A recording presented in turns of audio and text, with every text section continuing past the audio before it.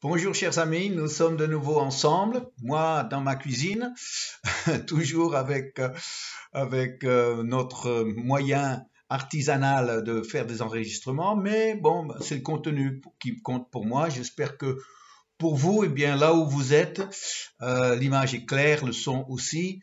En tout cas, on va s'équiper peut-être un peu mieux par la suite parce que les vidéos sont appelées à continuer. Donc, on est dans la série à la découverte du cœur du Père. Depuis le temps, nous sommes aujourd'hui à la vidéo 83, toujours dans l'évangile de Jean, et nous sommes au chapitre 12 et le verset 27. Verset 27. Maintenant, mon âme est troublée. C'est Jésus qui parle, évidemment, peu de temps avant son arrestation et sa souffrance et sa mort. Maintenant, mon âme est troublée. Et que dirais-je? Père, délivre-moi de cette heure, mais c'est pour cela que je suis venu jusqu'à cette heure. Alors, il parle d'une heure. L'heure est certainement solennelle. Et voilà que Jésus est tenté de prier une prière. Père, délivre-moi. Alors, délivre-moi de cette heure. Alors, je crois qu'on a tous, à différents moments de notre vie, on a tous prié une prière comme ça, peut-être pas exprimée de la même façon. Je crois avoir prié aussi, Père, sors-moi de cette galère. Ça, ce serait peut-être plus facilement ma formulation. Mais finalement, alors Jésus n'a pas prié cette prière. Il était tenté de le dire. Il le dit lui-même. Qu'est-ce que je vais prier? Il dit, Père, que dirais-je? Père, délivre-moi. Mais finalement, il n'a pas prié cette prière et heureusement pour nous. Heureusement pour nous parce que nous avons appris dans Jean 10, versets 41 et 42, si je me souviens bien, que le Père répondait, exauçait toujours les prières de Jésus. Alors imaginez quelques instants que Jésus prie que le Père le délivre de cette heure où il allait se sacrifier pour nous, que le Père, parce qu'il exauce toujours Jésus, alors envoie les anges, le libère de là, le ramène au ciel, et nous, on n'est pas sauvés. Il n'y aurait pas de pardon, il n'y aurait pas de vie éternelle, pas de salut, on serait toujours dans notre état de péché. Heureusement que tenté de prier cette prière, il ne l'a pas priée. Mais c'est aussi une prière qui nous parle de l'heure. On est dans une heure difficile où l'âme est troublée. Paul parle d'un mauvais jour. Et qui n'a pas traversé un mauvais jour? Où la prière du cœur, c'était Père, délivre-moi de cette heure, de ce jour, de ces circonstances. Et dans ces moments, on se demande si Dieu nous entend. On aimerait pouvoir dire, bien, comme Jésus, je suis toujours exaucé. Mais c'est dans ces moments-là que quand nous prions, Seigneur, ouvre-moi cette porte. Seigneur, agis. Seigneur, envoie la bonne personne. Seigneur, aide-moi à tenir.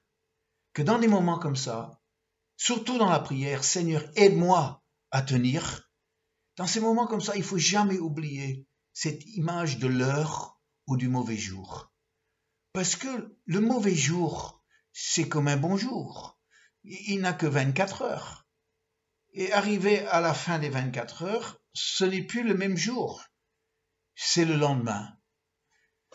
Après la mort, vient la résurrection. Après l'hiver, vient le printemps. Je me souviens d'un message que j'ai entendu une fois, et puis finalement j'ai piqué le titre de ce message tellement que je l'ai trouvé bon. Mais le titre du message, c'était « C'est vendredi, mais dimanche arrive ». Et c'est tout simplement ça. C'est d'avoir une autre perspective, d'avoir une perspective d'un temps limité, d'un trouble limité, d'une épreuve limitée, dans le temps, qui sera suivi d'une consolation, qui sera suivie d'une véritable réponse de la part de Dieu. C'est d'avoir une perspective, de comprendre que Dieu aussi agit en temps, en heure. Il y a des jours, il y a des saisons, il y a des heures. J'ai tellement d'exemples de ce que je viens de vous partager. Cette prière du cœur, Père, délivre-moi.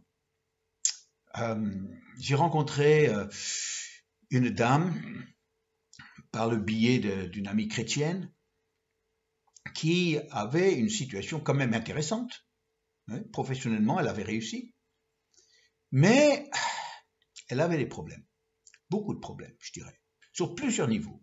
Elle se battait sur plusieurs fronts à la fois. Cette femme, elle avait des problèmes, des gros soucis au niveau du travail, dans toutes ses responsabilités. Elle avait des gros problèmes de santé. Et qui ne se voyait pas d'ailleurs. En la regardant, on aurait pensé qu'elle était vraiment bien portante. Et elle était dans une relation avec un homme, une relation qui était nocive, qui lui faisait beaucoup de peine. Alors c'était une situation où elle était amoureuse et l'homme jouait sur ses sentiments.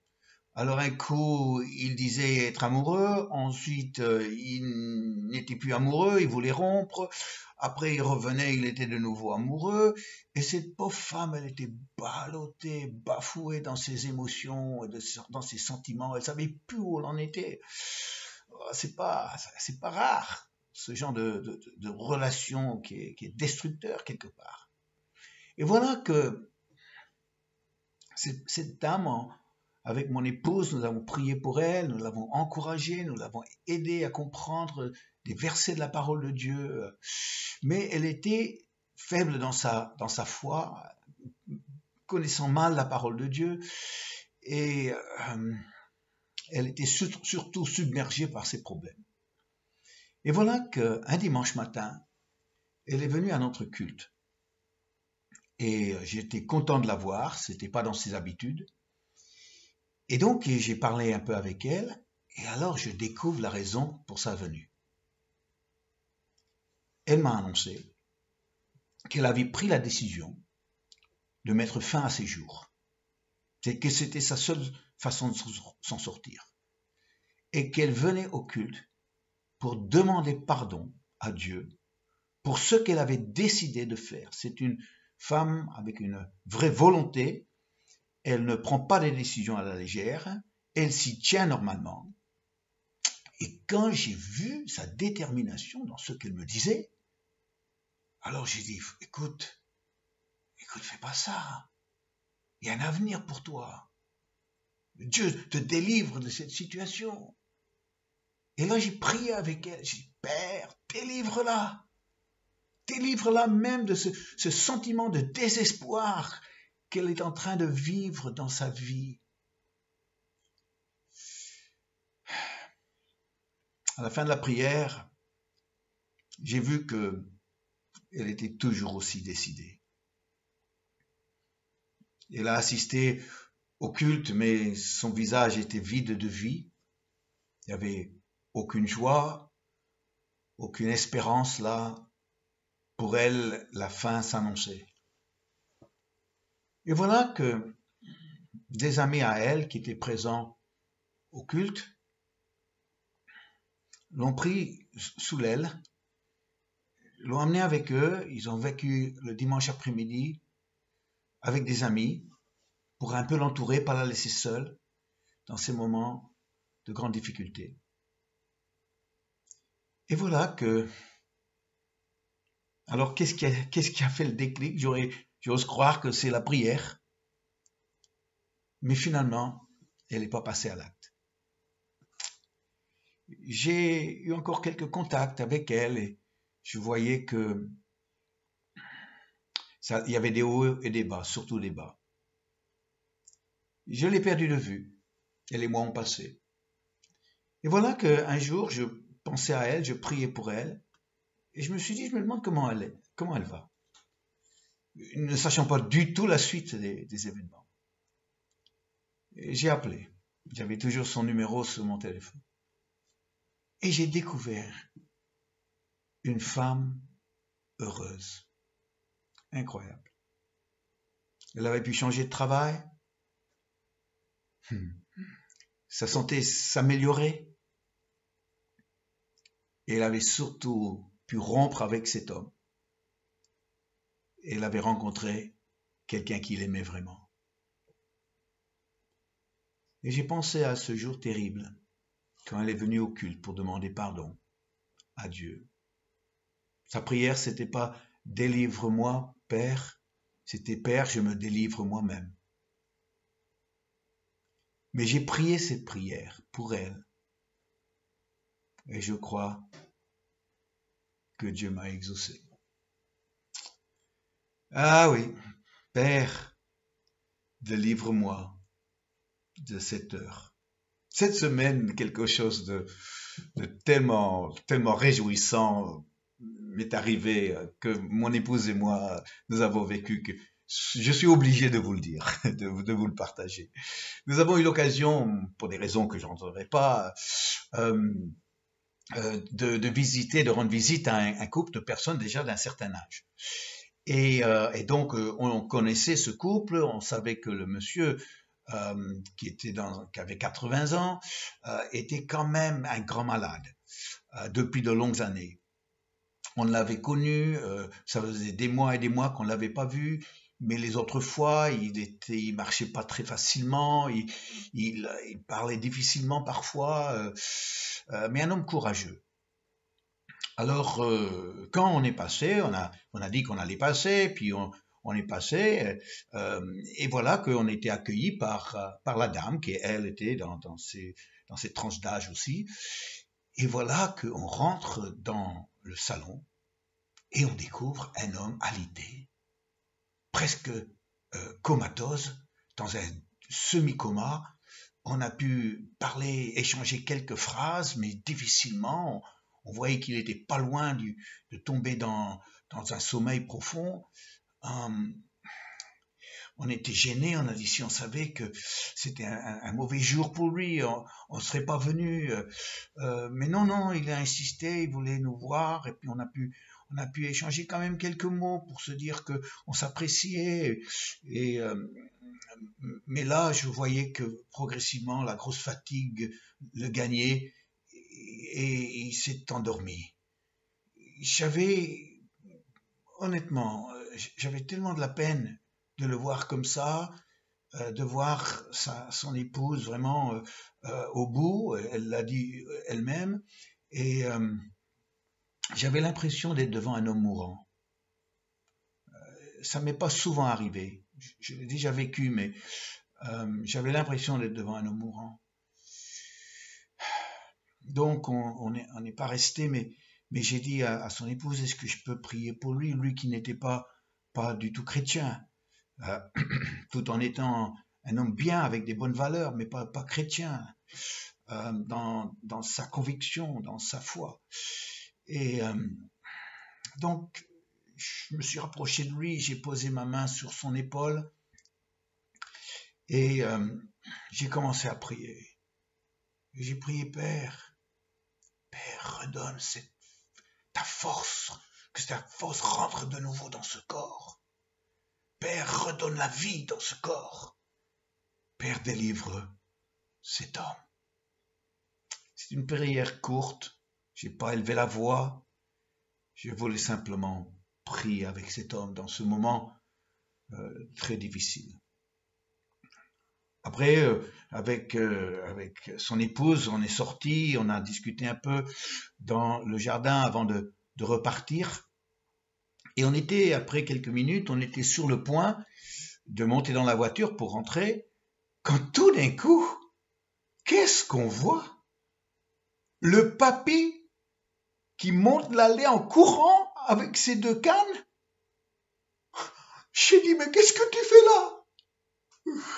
Il m'a dit, je voulais vous dire au revoir. On était sous choc. On avait l'impression d'avoir assisté à une résurrection. Cet homme qui semblait mourant sur son lit, qui était dans un état de semi-comatose, qu'on avait laissé dans un état où il était dans un profond sommeil, quelques minutes plus tard, on le retrouve en train de courir sur une allée avec du gravat, c'était même pas cimenté, et voilà qu'il vient pour nous dire au revoir. Et puis la dame, elle a dit oui, c'est tombé sur lui hier, son état, et puis là, il semble bien. Alors, même le lendemain, Denise et moi, on était encore très, très étonnés de ce qu'on avait vécu.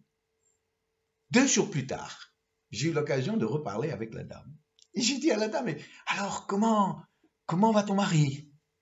Et elle m'a dit, il va bien. Elle m'a dit, je crois que la prière est pour quelque chose. Et j'ai dit, je crois aussi. Père, délivre-nous de cette heure. Père, aide-moi à tenir dans le mauvais jour. Aide-moi à le traverser.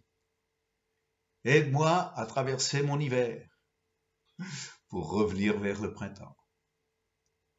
Oui, l'hiver, il faut tenir. La tempête, oui, il faut s'accrocher. Mais elle dure que pour quelques heures. Et c'est fini. L'important, c'est que pendant ces quelques heures où c'est le plus dur, que cette confiance soit vraiment inébranlable. De dire, eh bien, je ne maîtrise pas tout, je maîtrise peut-être rien. Mais il y en a un qui me tient dans ses mains et lui maîtrise tout. Ah, chers amis, oui, la vie, on ne la choisit pas toujours. Mais quand on est face aux moments les plus difficiles, l'heure où son âme est troublée, de pouvoir prier cette prière. Heureusement que Jésus l'a pas prié, sinon on ne serait pas sauvé. Mais heureusement que nous pouvons la prier et que Dieu l'entend et exauce parce qu'il fait toutes choses belles en son temps. Eh oui, eh oui. Je veux lui dire merci aujourd'hui pour les nombreuses fois qui m'a sorti d'affaire, qui m'a fait traverser la tempête pour arriver à bon port. Oui, certainement, toi aussi. Oui, toi aussi. Oui, merci Père. Merci. Merci Père. Merci Père. Merci Père pour ton amour. Merci Père. Merci Père. Merci Seigneur pour ton amour. Merci Père. Merci Père. Merci Seigneur pour ton amour. Merci Père.